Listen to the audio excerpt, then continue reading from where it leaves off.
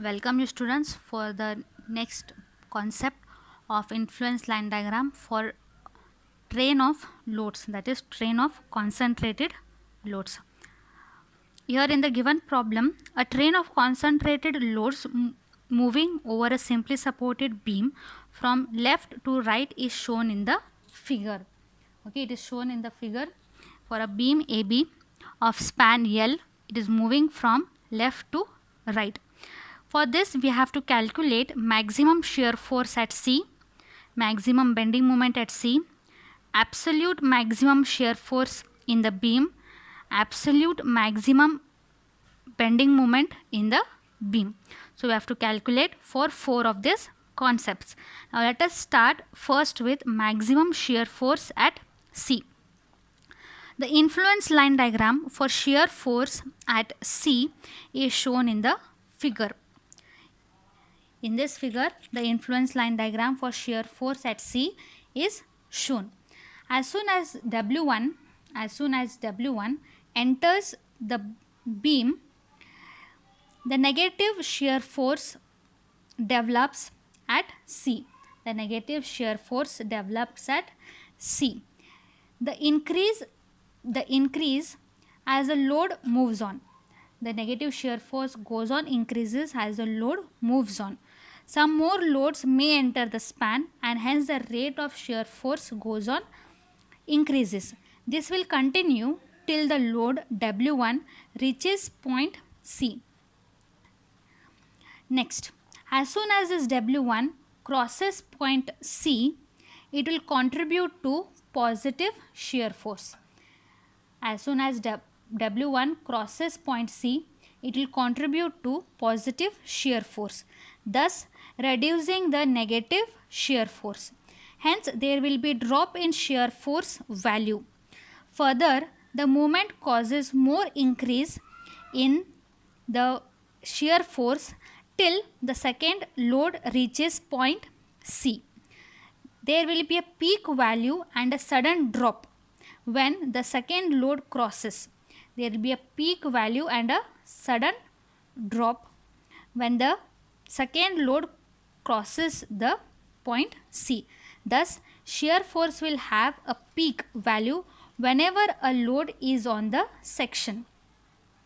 Highest value among the peak is to be selected, and this is done by 2 or 3 trials. It is possible to get maximum negative shear force value when the loads is on the left hand portion, that is in the portion AC. When the load is on AC, you will be getting the negative shear force. Once the load completely transfers to CB section, you will be getting the positive shear force. Here the point to be remembered is, if you want the negative shear force, the complete train of loads should be in the left section, that is in the AC section. If you want the positive shear force, all the loads should be on the right section, that is in the CB section. Okay, now next let us go towards maximum bending movement. Okay, now when in the maximum bending moment, let R1 be the resultant of the loads on the left hand section and R2 be the resultant of the loads on the right of the section. The distance between R1 and R2 be D, and R1 is so placed at a distance x from point C. It is placed at distance x from point C. Now this is the influence line diagram for your bending movement. Let the ordinate at C be ZC, and the ordinate for R1 is Z1 and the ordinate for R2 is Z2. Here the maximum ordinate can be taken as ZC. Now we have to take, now to calculate the maximum shear force, the maximum bending moment, we have to calculate or take the maximum bending moment at point C. Now how do we calculate maximum bending moment at C? It is summation of all the moments at point C, that is nothing but R2 into the distance and R1 multiplied by the distance. Okay, or in other words also we can say that is given as load multiplied by the influence line diagram ordinate. For R1 it is Z1 plus load R2 into Z2. This will give you the bending moment at C. Now bending moment at C is given by what? R1 into Z1 plus R2 into Z2. Okay. Now how do I calculate Z1 and Z2? Z1, that is using the similar triangles. The larger triangle here is this one with base as A, with this base. Since I am calculating at C, so my base, this distance is A and this distance is L minus A. So the bigger triangle is ZC and A. So from this I can calculate the value of Z1, that I will be getting it as Z1 divided by A minus X. Why? Because the distance of R1 from C is how much? X. So the remaining distance will be A minus X. This will be equal to ZC divided by A. From that I will be getting Z1 as what? A minus X divided by A into ZC. Similarly, if I do with Z2, now this distance is L minus, this distance is L minus A. So what will be this distance for R2? What will be this distance? This will be, the remaining distance will be how much? D minus X. This distance is D minus X. So therefore Z2 divided by L minus A, from that again I have to minus D minus X. This will be equal to how much? ZC divided by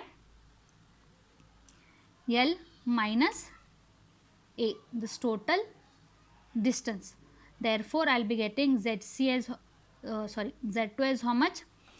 I will be getting it as L minus A minus, here it is, I will be getting Z2 as L minus A minus D minus X divided by L minus A into C. Okay. Now to calculate where this resultant, or exactly where I have to place that value of X distance, I have to differentiate this movement with respect to A. Now for movement to be maximum, the differentiation of this moment with respect to A should be equal to 0. After doing the differentiation, I will get or I have got it as R1 divided by A should be equal to R2 divided by L minus A. What is the meaning of this? The meaning of this is average load on the left hand side of the beam should be equal to the average load on the right hand side. The meaning is at a particular point, the bending moment to be maximum, loads should be present on left hand side as well as on the right hand side.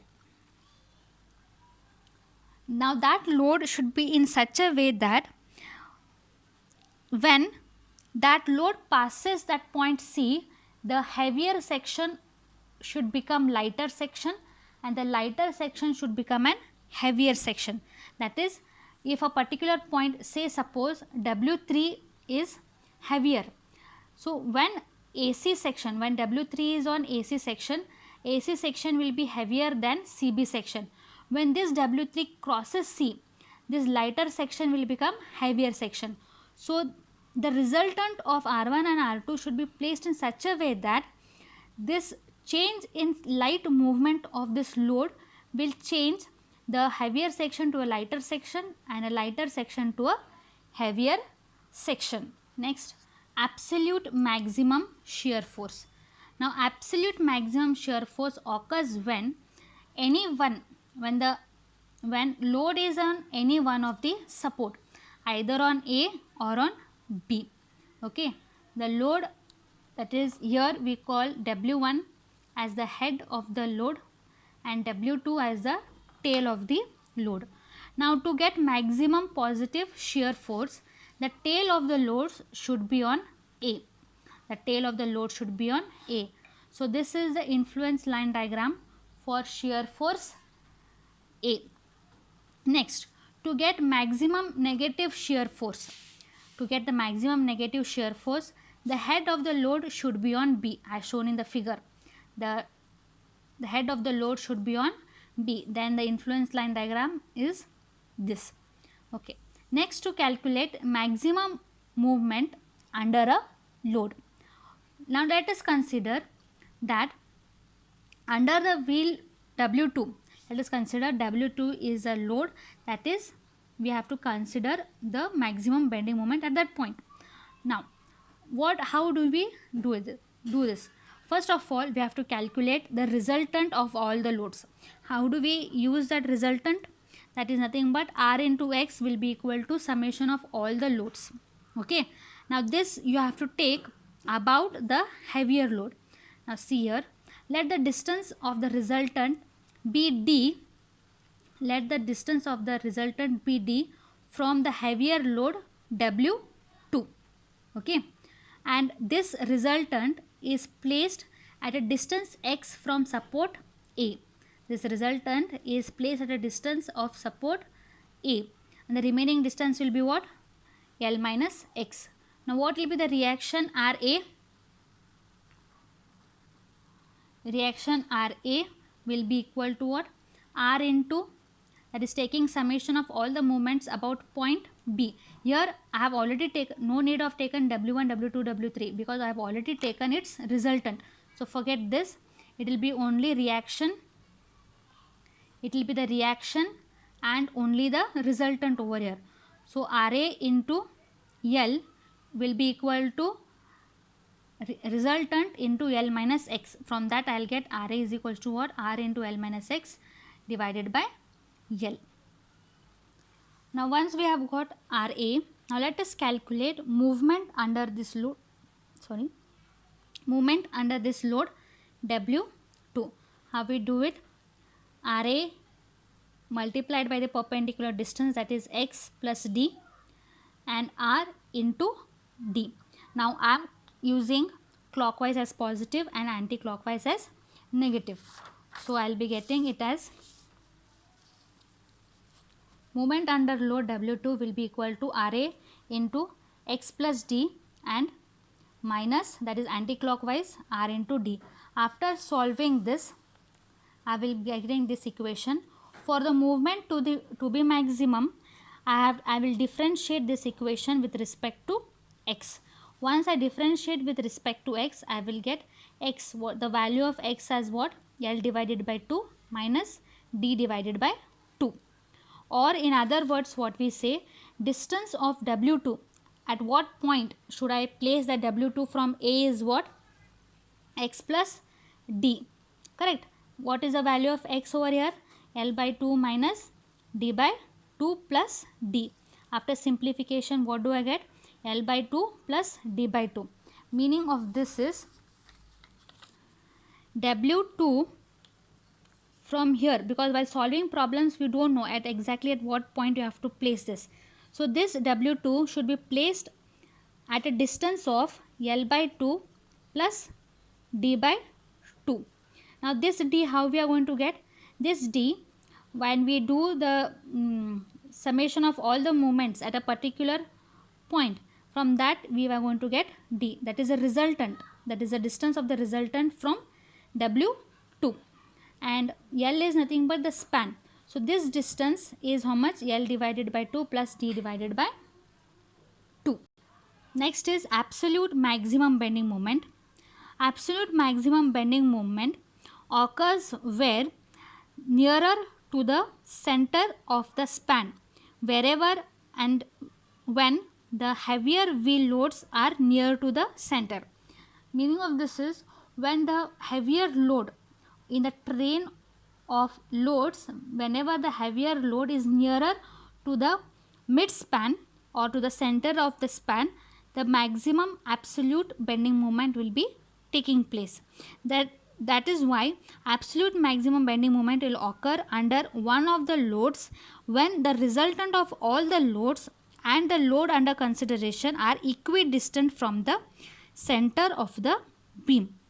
That is, one of the heavier load are equidistant from the center of the beam.